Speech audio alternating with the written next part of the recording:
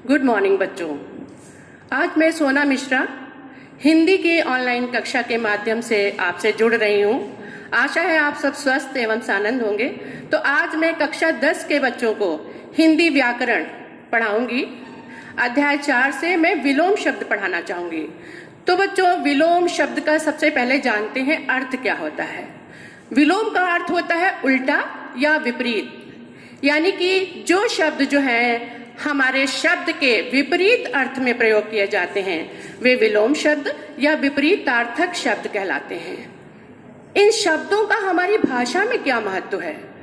तो बच्चों, विलोम शब्द हमारे लिए बहुत महत्वपूर्ण है और भाषा का व्यवहार में प्रयोग करना शब्द ज्ञान पर आधारित होता है। अगर हमें शब्दों का ज्ञान नहीं है तो हम अपनी भाषा को सुंदर और प्रभावशाली बनाने में समर्थ नहीं हो सकते हैं। विलोम शब्दों से हमारा शब्द भंडार समृद्ध होता है, धनी होता है और उचित शब्दों का चयन जो है भाषा को मधुर बनाता है। जिस तरीके से हम वाक्य कहते हैं, अपना हो या पराया, हमें सबके साथ अच्छा व्यवहार करना चाहिए। तो यहाँ पर अपना शब्द का विलोम है पराया, और हमने बहुत ही खूबसूरती से दोनों शब्दों का विलोम शब्द का प्रयोग किया और इस प्रकार से हमारा वाक्य सुंदर और प्रभावशाली बन सका। जानते हैं कि इन विलोम शब्दों की विशेषताएं क्या होती हैं तथा इन्हें किस प्रकार से प्रयोग किया जाता है। तो विलोम शब्द जो हैं किस प्रकार से बनाए जाते हैं और इनका भाषा में प्रयोग, तो सबसे पहले जो है हम जानते हैं कि विलोम शब्द जो है उपसर्ग लगाकर भी बनाए जाते हैं। उपसर्ग लगा करके आपने उपसर्ग शब्द पढ़े हैं कि उपसर्ग वे वाक्यांश होते हैं जो किसी शब्द के अग्र भाग में जुड़ करके उसका अर्थ बदल देते हैं। तो जिस तरीके से यश शब्द है और यश में जो है हमने अप उपसर्ग जोड़ दिया तो अपयश शब्द बन गया, तो यश का उल्टा अपयश हो गया। इसी तरीके से मान माने किसी को इज्जत देना, सम्मान देना। अब मान का उल्टा हमें बनाना है तो हमने जो है मान शब्द में अप उपसर्ग जोड़ दिया, अपमान। तो यहाँ मान शब्द का विलोम अपमान शब्द हुआ। इसी तरीके से राग में वि उपसर्ग लगाया तो विराग शब्द बना। जय माने जीत होना, और इसको जो है उल्टा बनाना है इसका हमें, तो पराजय। जय का उल्टा विलोम शब्द पराजय हुआ। अब इस तरीके से बच्चों कुछ शब्द ऐसे भी होते हैं जो पहले से ही उपसर्ग द्वारा जुड़े हुए होते हैं, यानी उपसर्ग शब्दों के द्वारा बने हुए होते हैं। तो उनको जो उपसर्ग शब्दों से बने हुए हमारे शब्द हैं उन्हें हम उपसर्ग लगा करके ही विलोम बनाते हैं। ये हमारी विशेषता है। तो जैसे आदान, अब दान शब्द में आ उपसर्ग लगा है तो इसका विलोम भी प्रदान होगा। आप जानते हैं कि आदान माने होता है लेना, प्रदान माने देना। अब आदान का अर्थ लेना है और अगर हमने इसका उल्टा कह दिया देना तो सटीक नहीं होगा, सही नहीं होगा। आदान का प्रदान ही होगा। इसी तरह सुलभ, लभ धातु में सु उपसर्ग लगा करके, लभ माने पाना और प्राप्त करना, सुलभ आसानी से पाना, और इसका उल्टा विलोम बनेगा दुर्लभ। लभ में दुर उपसर्ग लगा करके दुर्लभ शब्द बना और जिसका अर्थ होता है कठिनाई से प्राप्त करना। इसी तरह एक और उदाहरण देखिए, आयात माने चीजों को मंगाना, निर्यात माने भेजना। तो आ उपसर्ग लगा करके याद में आ उपसर्ग लगा करके मंगाना बना और निर्यात निर उपसर्ग लगा करके निर्यात बना। इसी तरह बच्चों एक और जो है उदाहरण है जिसके द्वारा हम जो है विलोम शब्द बना सकते हैं नय के द्वारा। नय मतलब होता है न मानना, यानी स्वीकार न करना उसको। तो लौकिक शब्द है। अब लौकिक में हमने आ उपसर्ग लगा करके अलौकिक बना दिया। शर का अक्षर बन गया। आदि का अनादि बन गया। इसी तरह संभव का असंभव, सभ्य असभ्य। एक और तरीके से हम विलोम बनाते हैं प्रत्ययवत प्रयुक्त शब्द परिवर्तन द्वारा, यानी पहले जो शब्द प्रयोग हुआ होता है उसके बाद में जो शब्द लगा होता है उसमें उसके रूप में परिवर्तन करके हम विलोम शब्द बना सकते हैं। जैसे श्री युक्त, श्री माने होता है शोभा, युक्त माने युक्त, शोभा से युक्त, और इसका हम विलोम बनाएंगे तो हो जाएगा श्रीहीन। इसी तरह दयापूर्ण, दया से भरा हुआ, इसको भी हम जब इसका विलोम बनाएंगे तो दया शून्य बन जाएगा।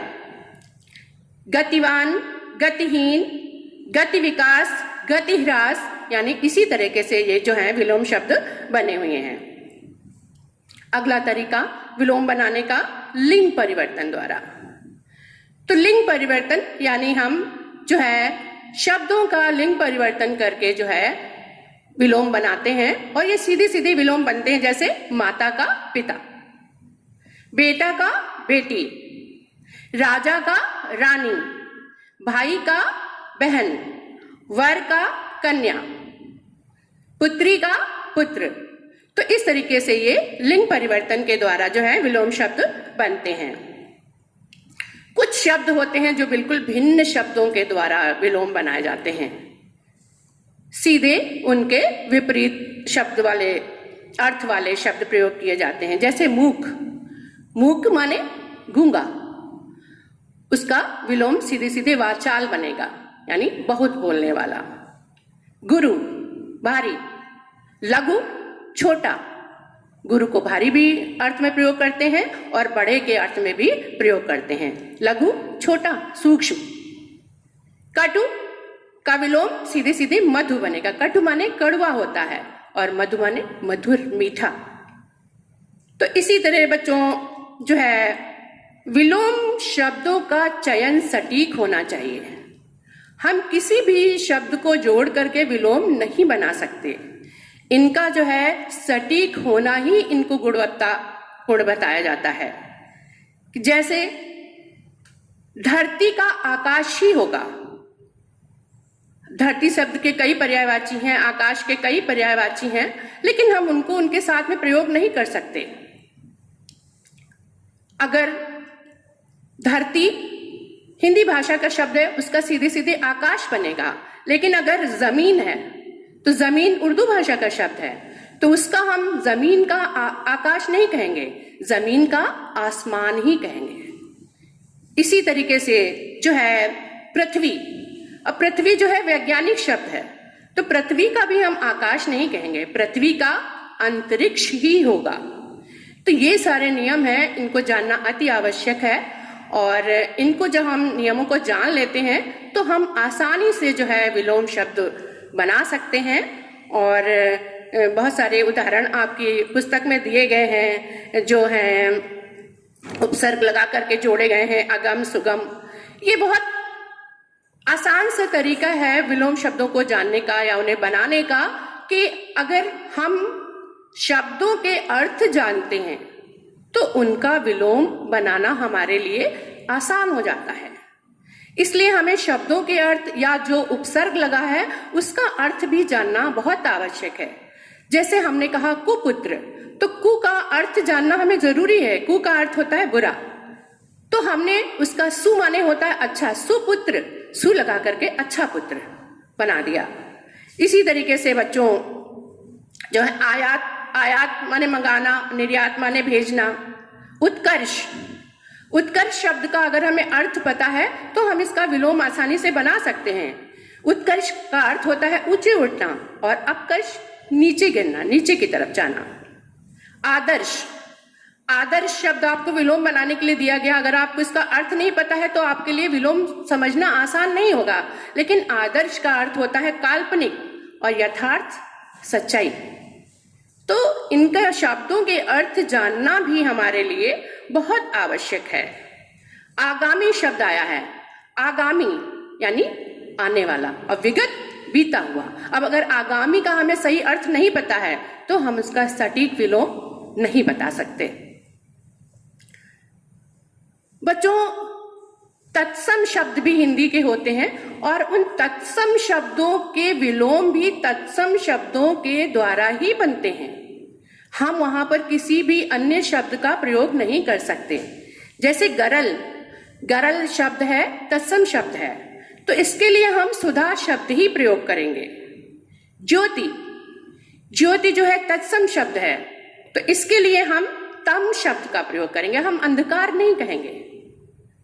आप जानते हैं कि उसका उल्टा अंधकार भी हो सकता है, अंधेरा भी हो सकता है, लेकिन हम अंधकार और अंधेरा नहीं कहेंगे, तम कहेंगे, क्योंकि ज्योति तत्सम है और तम भी तत्सम शब्द है। इसी तरह गगन, अब गगन माने आसमान होता है, आकाश होता है, नभ, अंबर, तमाम सारे बहुत सारे पर्यायवाची शब्द हैं, लेकिन हम इसको गगन का धरा कहेंगे कि जैसे शब्दों का प्रयोग होता है, जैसे शब्द हमारे सामने आते हैं, उनका विपरीत बनाने के लिए हम उसी श्रेणी के शब्द का प्रयोग करते हैं।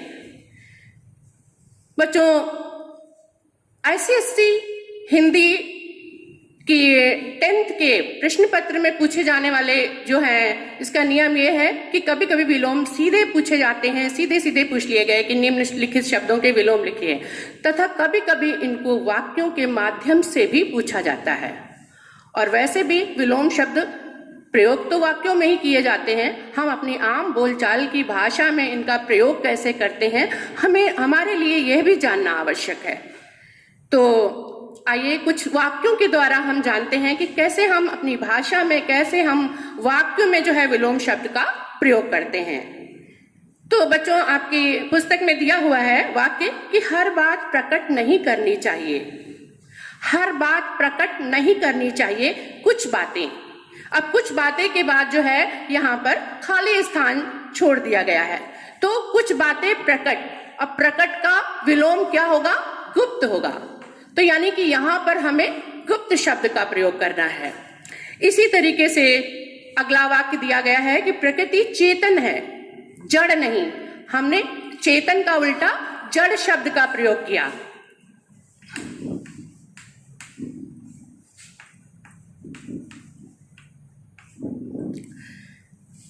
चेतन, लेकिन चेतन का अर्थ भी हमें पता होना चाहिए, तभी आप सटीक शब्द का चयन कर सकते हैं, प्रयोग कर सकते हैं। चेतन माने जीवित, जिसमें चेतना है, और जड़ जो जीवित नहीं है, जिसमें चेतना नहीं है। इसी तरह सदाचारी का सब सम्मान करते हैं, सदाचारी का सब सम्मान करते हैं, और उसका सदाचारी का विलोम क्या होगा? तो सदाचारी का विलोम होगा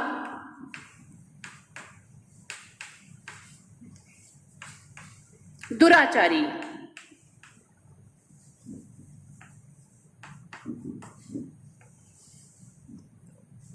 सदाचारी का विलोम दुराचारी होगा। अगला वाक्य देखते हैं कि प्रातः काल दिनकर दिखाई देता है। दिनकर का मतलब क्या होता है? सूर्य, दिन करने वाला, जो दिन करता है, दिन करने वाला। तो रात को, अब हम इसी श्रेणी के शब्द का चयन, तो दिनकर का विलोम होगा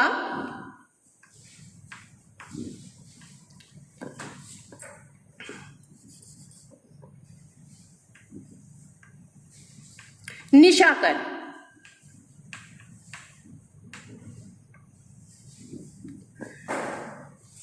हमें दुर्भावना त्याग कर सद्भावना को अपनाना चाहिए। दुर्भावना, दुर्भावना शब्द का विलोम होगा सद्भावना। इसी तरह अगला वाक्य देखते हैं कि धातुएं ठोस होती हैं, धातुएं ठोस होती हैं, रसायन। अब यहां पर ठोस का विलोम हमें प्रयोग करना है, तो ठोस का विलोम क्या होगा?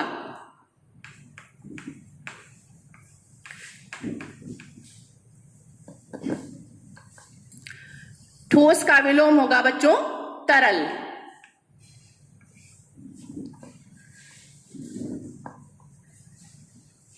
गंगा का निर्मल जल, गंगा का निर्मल जल, खाली स्थान है, तो निर्मल का उल्टा शब्द प्रयोग करना है, विलोम शब्द हमें प्रयोग करना है। तो निर्मल का विपरीत शब्द होगा मलिन। तो निर्मल,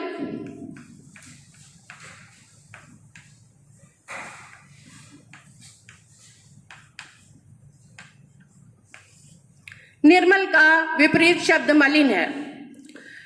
तो इस तरीके से हमने देखा, कई वाक्य हमने जाने और इनके विलोम शब्दों का प्रयोग किया, तो हमें पता चला कि किस तरीके से जो है ये हमारी भाषा की खूबसूरती बढ़ाते हैं, भाषा की सुंदरता बढ़ाते हैं। और विलोम शब्दों का ज्ञान होने से जो है हम अपनी भाषा को अत्यधिक प्रभावशाली बना सकते हैं।